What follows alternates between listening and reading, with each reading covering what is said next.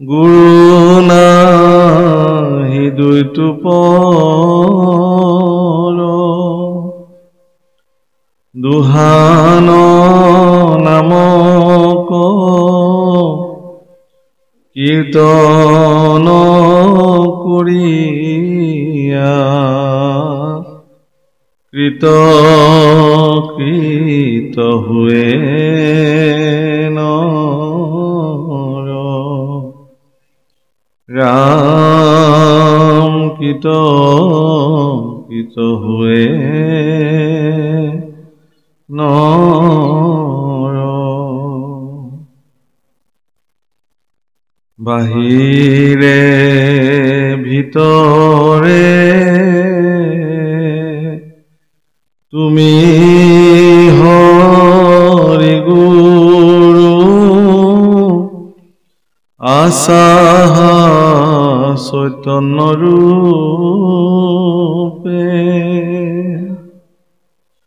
দিয়ক সুমতি তুমি বিনে গতি নাহিকে কৈলো স্বৰূপে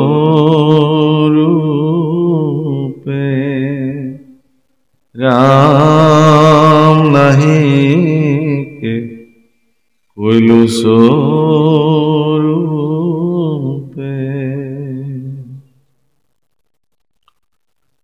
সকলো নিগম কল্পতৰু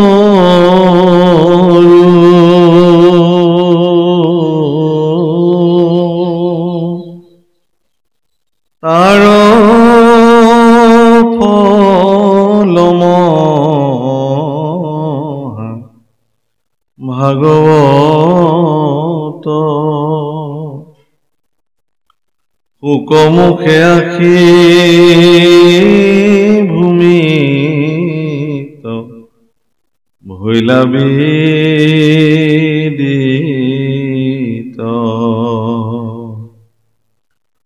ৰসত চতুৰ যিটো জন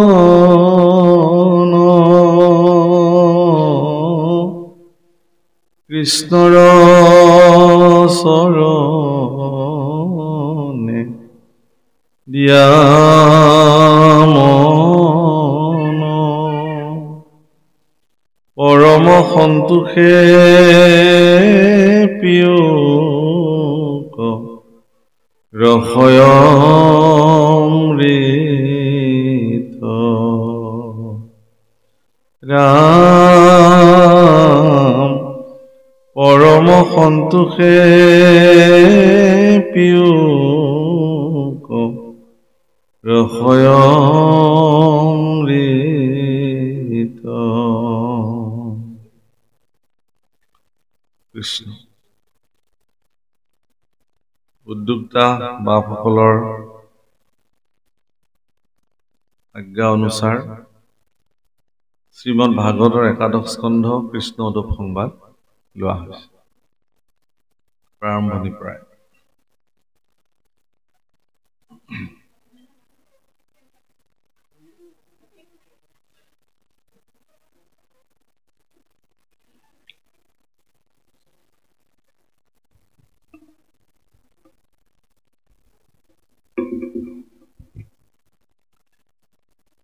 হীৰা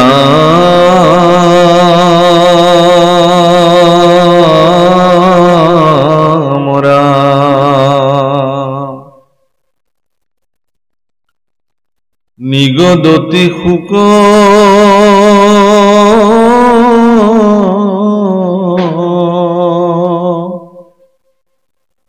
কথায় অনন্তৰে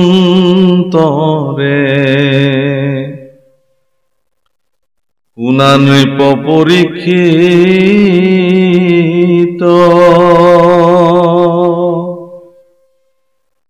পৰম ভকত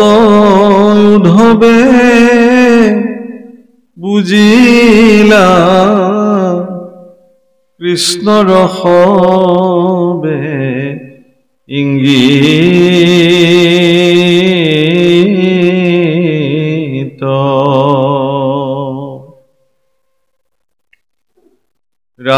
দেখি বিমঙ্গল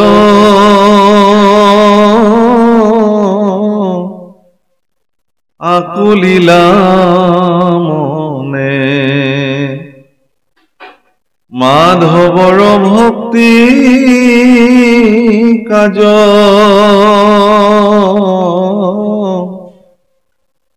কুল সংহৰিবা বৈকুণ্ঠে চলিবা এৰিয়া দ্বাৰকা ৰাজ।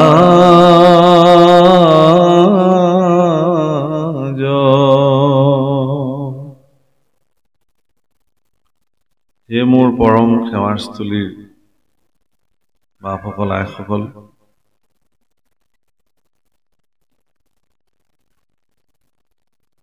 প্ৰায় ২৫০ বছৰীয়া প্ৰাচীন শিৱসাগৰৰ এই দিচিয়াল গাঁৱৰ বৰনামঘৰৰ মজিয়াত ভগৱন্ত পুৰুষৰ সাক্ষাৎ বাংময় মূৰ্তি শ্ৰীমদ ভাগৱতৰ পাঠ অনুষ্ঠানৰ আয়োজন হৈছে আৰু আমাৰ নিচিনা এগৰাকী মূঢ়মতীক আপোনাসৱে আমন্ত্ৰণ কৰি আনি ভাগৱতৰ দৰে বিশাল সমুদ্ৰত অৱগাহন কৰাৰ সুযোগ প্ৰদান কৰিলে। শিৱসাগৰৰ বিভিন্ন প্ৰান্তৰ পৰা আহি ইয়াত সমবেত হোৱা অঞ্চলবাসী ভক্তপ্ৰাণ ৰাইজৰ সহযোগত অনুষ্ঠিতব্য এই ভাগৱতৰ অনুষ্ঠানৰ সমূহ ভক্ত বান্ধৱীলৈকে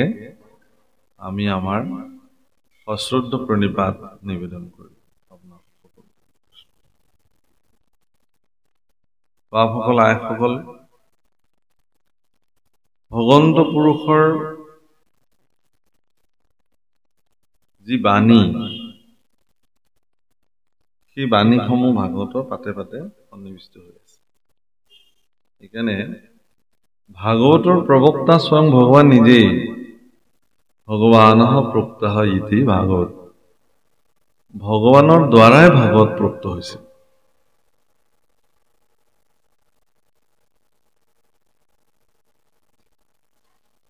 প্ৰথমতে তেওঁ ব্ৰহ্মাক এই ভাগৱত কথা কৈছিলে। ব্ৰহ্মা দিলা নাৰদক ইটো ফলৰ ৰহস্য, নাৰদে ব্যাসক আনি দিলা, নগৈলা তিলেক ভাগি ইডালে সিডালে লাগি সুখ মুখে ভূমিত পৰিলা। বৈকুণ্ঠৰ মহাভাগৱত ইজনৰ পিছত সিজনৰ তালৈকে যদিও আহিলে, কিন্তু কিঞ্চিত মানুহ বিভংগন নহল, বিকৃত নহল। প্ৰভুসকল, আজিৰ তাৰিখত আটাইতকৈ গুৰুত্বপূৰ্ণ কথা এইটোৱেই যে যি ধৰণে চতুশ্লোকী ভাগৱত ভগৱন্ত পুৰুষে ব্ৰহ্মাক প্ৰদান কৰিছিল,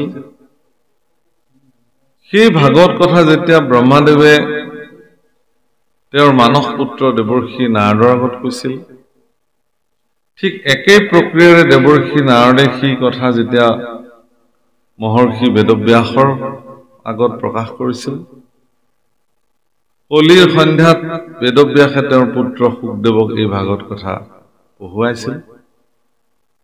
কৈছিলে। আৰু সেই একেখিনি ভাগৱত কথাকে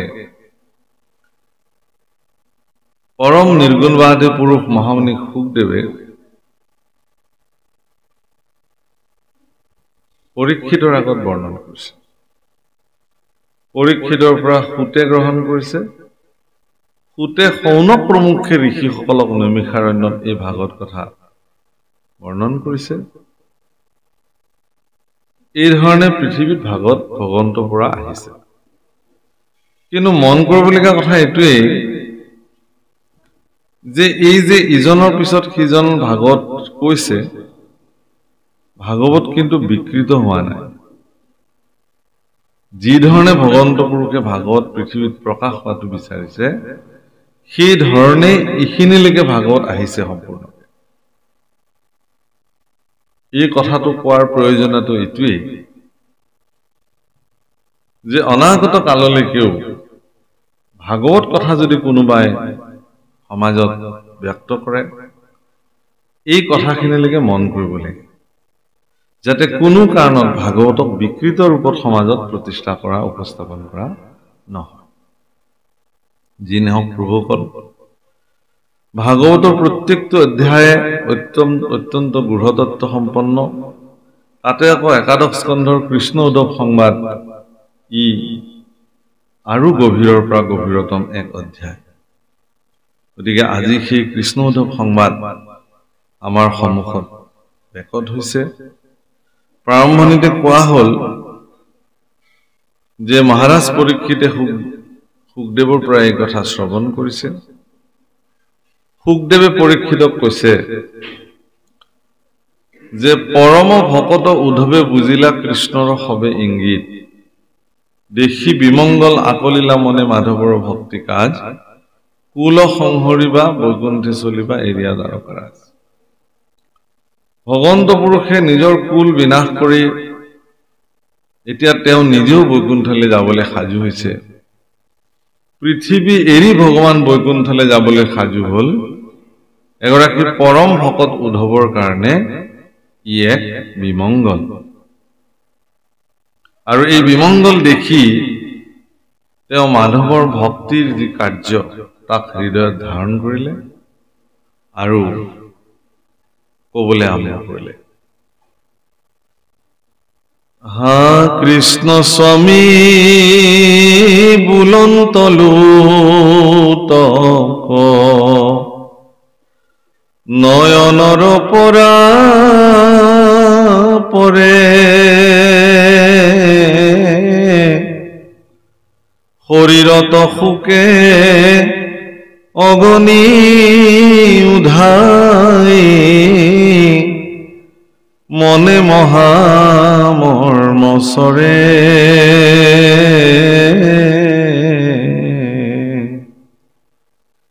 তেজিয়া নিশ্বাস চাপিলন্ত পাখ সন্তাপে আকুল বিৰল স্থানত পৰি প্ৰণামিলা শিৰে পৰহিয়া পা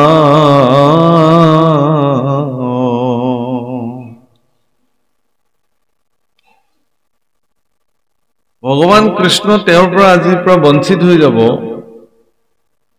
এই কথা ভাবি উদ্ধৱৰ চকুত চকু পানী আহিছে চিঞৰি চিঞৰি কান্দিছে হা কৃষ্ণ স্বামী অত্যন্ত আকুল আৰু সন্তাপ ভাৱনাৰে ঘনে ঘনে নিশ্বাস ত্যাগ কৰি উদ্ধৱে ভগৱন্ত পুৰুষৰ বিৰল স্থান অৰ্থাৎ বিৰল স্থান মানে কৈ দিছে ইয়াতে বিৰল স্থানত পৰি প্ৰণামিলা শিৰে পৰহিয়া পাও ভগৱানৰ অভয় চৰণ দুখানি বিৰল স্থান পৃথিৱীত ইয়াতকে আৰু বিৰল স্থান বেলেগ নাই ভগৱন্ত পুৰুষৰ দুখানি অভয় চৰণত উদ্ধৱে অত্যন্ত সভক্তিৰে শিৰ স্পৰ্শ কৰি কান্দিব ধৰিলে হীৰা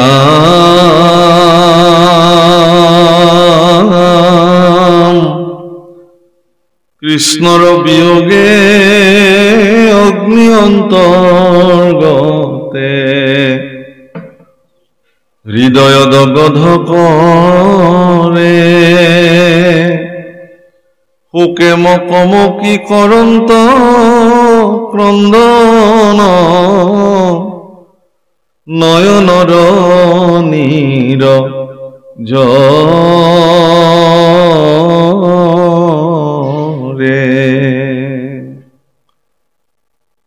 অত্যন্ত হৃদয়ৰ অগ্নিৰ যেন অগ্নিয়ে তেওঁক ভিতৰৰ পৰা দহি আহিছে চকু পানী বাৰে বাৰে পৰিছে কান্দি শোকে মুখামুখি হৈ ভগৱানৰ চৰণত উদ্ধৱে প্ৰাৰ্থনা কৰিছে ৰাম কতুক্ষণে আখি মুখ মুচি পাছে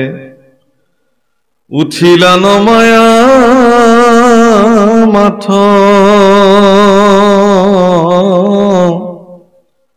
কৰি কৃতাঞ্জলি বুলিবে লাগিলা সুকে গদ গদ মাত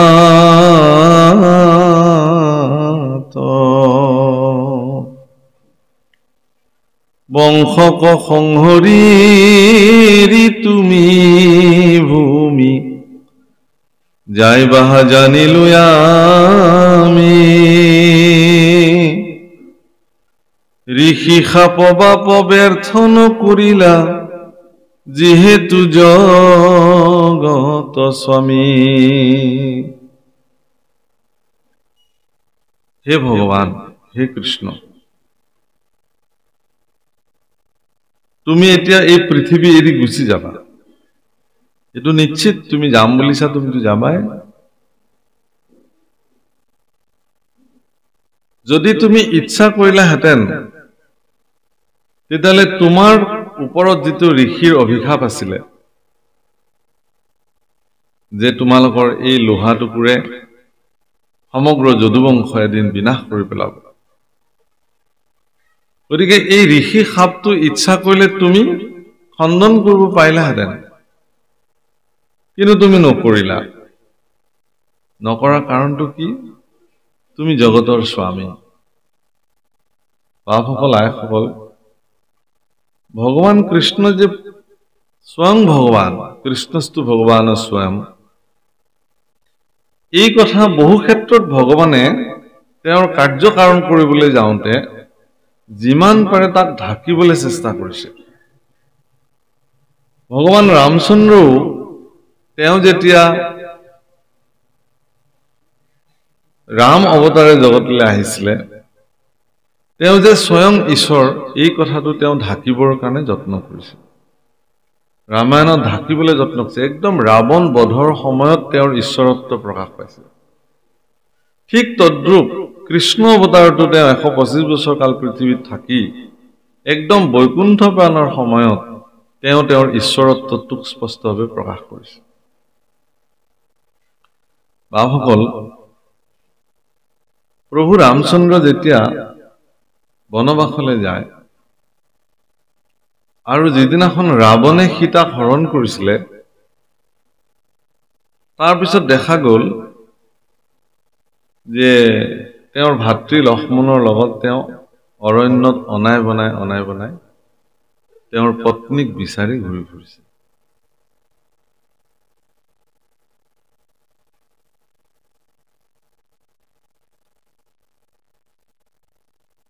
তেওঁ যদি সঁচাকে ভগৱানে আছিলে, তেখেতে কি নাজানে নেকি যে ৰাৱণে সীতাক লৈ গ'ল? এগৰাকী ঈশ্বৰ পুৰুষে তেওঁৰ পত্নীক কোনোবাই লৈ গ'ল আৰু তেওঁ বনে বনে বিচাৰি ফুৰিছে, সীতা তুমি ক'ত আছা? ভাবিবলৈ কথাটো অকমান অদ্ভুত যেন নালাগেনে বাৰু? এই সন্দেহ আটাইতকৈ বিশিষ্ট এগৰাকী দেৱীৰ মনলৈ আহিলে। তেওঁ হ'ল সতী, শিৱৰ পত্নী।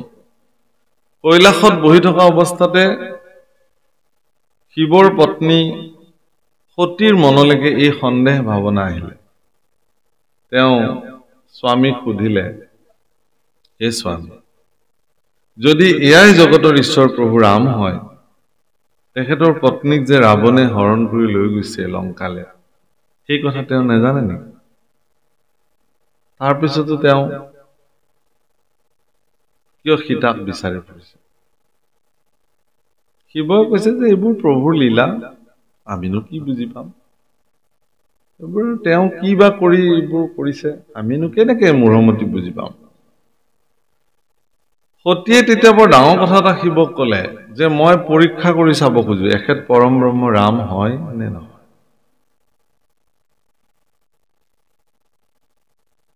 ব'লা স্বামী, আমি দুয়োজনে লগ লাগি পৰীক্ষা কৰি চাওঁ। শিৱই বোলে মই নাযাওঁ পৰীক্ষা কৰিবলৈ, তুমিয়ে যোৱা যদি যাব খুজিছা। কিন্তু ময়ো তোমাক বাৰণ কৰিম স্বামী হিচাপে যে তুমি এনেকুৱা ভয়ংকৰ সিদ্ধান্ত এটা ল'ব নালাগে। প্ৰভুৰ কাৰ্যক পৰীক্ষা কৰাৰ কোনো প্ৰয়োজনীয়তা নাই গতিকে তুমি নালাগে যাও কৈছে নহয় মই যাম আৰু তুমি মোৰ লগত আহা স্বামী শিৱই কৈছে মই এই বটবৃক্ষৰ তলত বহিলো তুমি যোৱা পৰীক্ষা আৰু সতীয়ে কৈছে তুমি কিয় নোযোৱা কৈছে যাৰ বেমাৰ লাগে সিহে ঔষধ বিচাৰি যায় মোৰটো বেমাৰ লাগা নাই বেমাৰটো তোমাৰ লাগিছে এই যেটো সন্দেহৰ বেমাৰ তোমাৰ উপজিছে মনত মোৰ কিন্তু এনেকুৱা সন্দেহৰ বেমাৰ নাই ভগৱান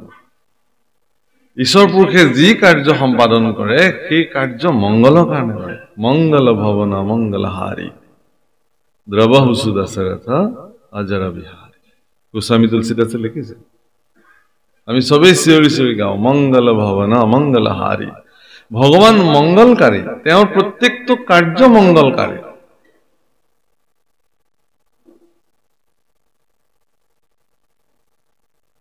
যদি গুৰু গৃহৰ পৰা শিক্ষা দীক্ষা গ্ৰহণ কৰি প্ৰভু ৰাম যদি আহি ৰজা হলহেঁতেন বিয়া বাৰু পাতি ঈশ্বৰৰ কাৰ্য সিমানতে শেষ হলহেঁতেন মানুহে আৰু তেওঁক লৈ কথা ক'বলগীয়া একো নাথাকিলে ৰামৰ চৰিত্ৰক আগুৱাই লৈ যোৱাৰ কাৰণে এগৰাকী নাৰীয়ে বিশেষ ভূমিকা গ্ৰহণ কৰিলে মনত ৰাখিব আজি আইসকলৰ সংখ্যা বেছি আছে মই কেনে কৈছো যে জাগতিক জগতত মংগল কাৰ্যত আইসকলৰ ভূমিকা কি মংগলজনক ভূমিকা এগৰাকী মাতৃয়ে ভগৱানৰ কথা আগুৱাই লৈ যাবৰ কাৰণে ভূমিকা গ্ৰহণ কৰিলে প্ৰথম মাতৃগৰাকী কোন আছিল ভগৱানৰ কথা আগুৱাই নিবৰ কাৰণে তেওঁ তাৰকা এগৰাকী ৰাক্ষসী যদি তাৰকাই সেই দণ্ডকাৰণ্যত যদি তেওঁ উপদ্ৰৱ নকৰিলেহেঁতেন ঋষিসকলৰ ঋষি কাৰ্যক যদি তেওঁ বাধাগ্ৰস্ত নকৰিলেহেঁতেন তেতিয়াহ'লে বিশ্বমিত্ৰই কেতিয়াও দশৰথৰ ওচৰলৈকে সহায় বিচাৰি নাহিলেহেঁতেন ৰামচন্দ্ৰ আপোনালোকে এইটোও জানি থওক যে তাৰকাৰ নিচিনা 1000 অসুৰ নিধন কৰিব পৰাৰ ক্ষমতা অকল বিশ্বমিত্ৰৰে আছিলে তাৰ পিছতো বিশ্বমিত্ৰ কিয় দশৰথৰ ওচৰলৈকে আহিলে আপোনালোকে জানে সকলোৱে যে অত্যন্ত ক্ৰোধী ঋষিগৰাকীৰ ভিতৰত 1 নম্বৰতে বিশ্বমিত্ৰৰ নাম আহে 2 নম্বৰতে জামদগ্নি ৰাম অৰ্থাৎ পৰশুৰামৰ নাম আহে তাৰ পিছত দুৰ্বাসাৰ নাম আহে আচ্ছা এওঁলোক বেদজ্ঞ ঋষি এওঁলোক পৰম শাস্ত্ৰজ্ঞ শস্ত্ৰজ্ঞ তেওঁলোকে শাস্ত্ৰ আৰু শস্ত্ৰ মানে শাস্ত্ৰ যেনেকে তেওঁলোকে জানে অস্ত্ৰবিদ্যাও তেওঁলোকে জানে পাৰ্গত পৰম পৰাক্ৰমী বীৰ পুৰুষ তেওঁলোক কিয় ইমান ক্ৰোধী প্ৰভুকল মনত ৰাখিব ক্ৰোধ সেই সকলে কৰিব পাৰে যিসকলে ক্ৰোধক নিয়ন্ত্ৰিত কৰি ৰাখিব পাৰে যদি ক্ৰোধক নিয়ন্ত্ৰণ কৰিব পৰা কাৰোবাৰ ক্ষমতা নাই তেতিয়াহ'লে তেওঁৰ মস্তিষ্কত উৎপন্ন হোৱা ক্ৰোধে তেওঁক বিনাশৰ ফালে লৈ গুচি যায় মনত ৰাখিব এই কথা বিশ্বমিত্ৰক ঋষিসকলে কৈছিলে যে হে গুৰুদেৱ তুমিতো ইচ্ছা কৰিলে তাৰকাক বা সুবাহু মাৰিছক তুমিতো নিধন কৰি দিব পাৰা কৰি দিয়া আমি শান্তিৰে যাতে যজ্ঞ সম্পাদন কৰিব পাৰোঁ কিন্তু বিশ্বমিত্ৰে কি ক'লে যে মই জগত কল্যাণৰ কাৰণে যি আৰ্ষ সিদ্ধান্ত গ্ৰহণ কৰিছো সমস্ত বিশ্ব আৰ্য সভ্যতাৰ দ্বাৰা কৃণ্যন্তু বিশ্বম আৰ্য আৰ্য কৰিবৰ কাৰণে সভ্য কৰিবৰ কাৰণে সনাতনী পৰম্পৰা বিস্তাৰিত কৰিবৰ কাৰণে সাধনা শক্তিৰ দ্বাৰা সমস্ত জগতক কল্যাণকাৰী কৰিবৰ কাৰণে মই যি যজ্ঞ ইয়াতে আৰম্ভ কৰিছো এই যজ্ঞ কাৰ্যত যদি কৰি যেতিয়ালৈকে যজ্ঞ কাৰ্যৰ পূৰ্ণাহুতি নহয় তেতিয়ালৈকে মোৰ মনত যদি কিঞ্চিত মানো ক্ৰোধ উৎপন্ন হয় তেতিয়ালে যজ্ঞত মোৰ সফল নহব নোৱাৰে প্ৰভুকল যজ্ঞ মানে কেৱল কাঠখৰিত ঘি ঢালি পেলাই কৰা যজ্ঞই যজ্ঞ নহয় কিন্তু আপুনি যদি নাম জপ কৰিছে হিউ যজ্ঞ আপুনি ঘৰত যে ৰন্ধা বঢ়া কৰে সিও যোগ্য আপুনি যে কৃষ্ণ চিন্তন কৰিছে সিও যোগ্য আপুনি যদি দৰিদ্ৰৰ কল্যাণৰ কাৰণে জীৱনত কিবা ব্ৰত সাধন কৰিছে সিও আপোনাৰ কাৰণে যোগ্য আপুনি যদি নাম সংকীৰ্তন সমাপ্ত কৰিবৰ কাৰণে নাম সংকীৰ্তনৰ ব্যৱস্থা কৰিছে সিও যোগ্য যোগ্য শব্দৰ অৰ্থটো কি হ'ল কল্যাণকাৰী কাৰ্য তাকে যোগ্য বোলে সি অগ্নিহোত্ৰ যোগ্য হ'ব পাৰে কল্যাণকাৰী যোগ্য হ'ব পাৰে নাম যোগ্য হ'ব পাৰে ভাগৱত আজিতো ভাগৱত যোগ্য চলি আছে ইয়াত এই ভাগৱত যোগ্য কৰিবৰ কাৰণে দিচিয়াল গাঁওবাসী ৰাইজে সংকল্প লৈছে যদি উদ্যোক্তাসকলৰ কাৰ্যত যদি বিঘ্নিত হৈ যায় তেওঁলোকৰ মানসিক চিন্তাত যদি ক্ৰোধ আহে বিসংগতি আহে তেতিয়াহ'লে এই যজ্ঞ সফলভাৱে সমাপ্ত নহ'ব গতিকে এই যজ্ঞ পূৰ্ণাহুতি হ'বৰ কাৰণে সফল হ'বৰ কাৰণে তেওঁলোকে যি সংকল্প গ্ৰহণ কৰিছে সেই সংকল্পত তেওঁলোকে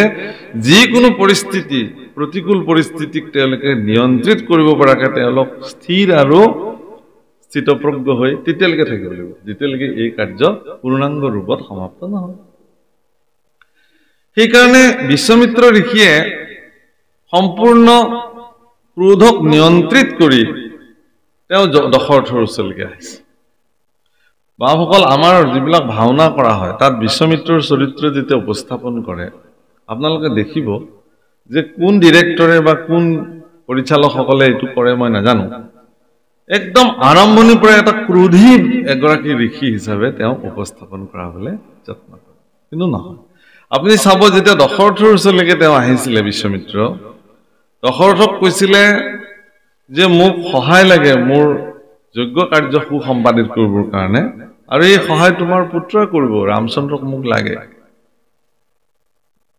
দশৰথে তেওঁৰ পুত্ৰ মোহত থাকি তেওঁ পুত্ৰৰ সলনি তেওঁ নিজেই যাম বুলি ক'লে তেতিয়া বিশ্বমিত্ৰই ক'লে যে হে দশৰথ তোমালোকৰ কুল আৰু বংশত আজিলৈকে যোনে যি বাক্য দিছে সেই বাক্য পালন কৰিবৰ কাৰণে প্ৰযত্ন কৰিছে তুমি একমাত্ৰ ৰজা হবা যিয়ে বাক্য দি পেলাই বাক্য ৰাখিব নোৱাৰা গতিকে মই যাওঁ এই বুলি উঠিব লওঁতে বশিষ্ঠই কৈছে যে আপুনি বহক আৰু দশৰথক বুজাইছে যে শ্ৰী ৰামৰ কল্যাণৰ কাৰণেহে তেওঁ ৰামক বিচাৰি আহিছে তুমি ৰামক দি দিয়া দশৰথে তেওঁক দিছে এগৰাকী নাৰীয়ে ৰামৰ কথা আগুৱাই লৈ গ'ল ৰামচন্দ্ৰক বিশ্বমিত্ৰই লৈ আহিলে লক্ষ্মণ সহিতে গৈ একদম সীতাক হৰধনু ভংগ কৰি লৈ আহিলে তাৰপিছত তেওঁ আহি বিবাহ বাৰু পাতি ৰজা হ'লহেঁতেন ৰাতিয়ে ঘটনাটো ঘটিলে কইকেয়ীৰ দৰে এগৰাকী মাতৃয়ে ৰামক ইমান ভাল পায় তেওঁ বনবাসৰ কাৰণে প্ৰস্তুত কৰি তুলিলে আকৌ কথা আগবাঢ়ি গ'ল ভগৱানৰ কাৰ্য বনবাসত ৰাম প্ৰৱেশ কৰিলে মানে কি চিত্ৰকূট দণ্ডকাৰণ্য পঞ্চৱতী প্ৰমুখ্যে একদম দক্ষিণ ভাৰতৰ সেই সাগৰৰ তীৰলৈকে কিষ্কিন্ধা পৰ্যন্ত যিমান দুষ্ট দৈত্য দানৱৰ প্ৰাদুৰ্ভাৱ আছিলে ৰাক্ষসৰ প্ৰাদুৰ্ভাৱ আছিলে শৰ দুখনকে প্ৰমুখ্য কৰি সকলোকে প্ৰভু ৰামচন্দ্ৰই এক মূৰৰ পৰা নিধন কৰিছিলে প্ৰভুসকল ঈশ্বৰ পুৰুষৰ ঈশ্বৰত্ব আমি সামান্য দৃষ্টিৰে দেখা কিছুমান সামান্য কাৰ্যকো সামান্য বুলি ভাবিব নোৱাৰি তাৰ অন্তৰালত অনেক কথা সন্নিবিষ্ট হৈ থাকে কিন্তু একান্ত ভক্তসকল যিবিলাক আছে তেওঁলোকে ভগৱানৰ যিকোনো কাৰ্যৰ এটা ইংগিত মাত্ৰ পালেই ঈশ্বৰৰ ঐশ্বৰিক কাৰ্যৰ কি ফলশ্ৰুতি হ'ব পাৰে কি পৰিণাম হ'ব পাৰে তাক অনুভৱ কৰিব পাৰে সেইকাৰণে আজি আৰম্ভণিতে এটা শব্দ কৈছে পৰম ভকত উদ্ধৱে বুজিলা কৃষ্ণৰ হবে ইংগিত এনে শব্দটো কৃষ্ণৰ ইংগিত পৰম ভক্ত উদ্ধৱে বুজি পালে যে ভগৱানে আজি তেওঁৰ 125 বছৰীয়া কাৰ্যকালৰ সমাপ্তি ঘটাই পৃথিৱীৰ পৰা বৈকুণ্ঠলৈ গমন কৰে এই 125 বছৰ কালত ভগৱানে পৃথিৱীত থাকি কংস সানু জৰাসন্ধৰ দৰে পৰম শক্তিশালী দানৱসকলক তেওঁ নিধন কৰিছে পুতনাৰ পৰা আৰম্ভ কৰি তৃণাৱৰ্ত অঘাসুৰ বকাসুৰ অংশচুৰকে প্ৰমুখ কৰি এক মূৰৰ পৰা তেওঁ সকলোকে নিধন কৰি পৃথিৱীক সন্তসকলৰ কাৰণে এৰি দিছে পুনঃ ধৰ্মৰ প্ৰতিষ্ঠা কৰিছে পৰিত্ৰাণায় সাধূনাম বিনাশায় চ দুষ্কৃতাম ধৰ্ম সংস্থাপনাৰ্থায় সম্ভৱামি যুগে যুগে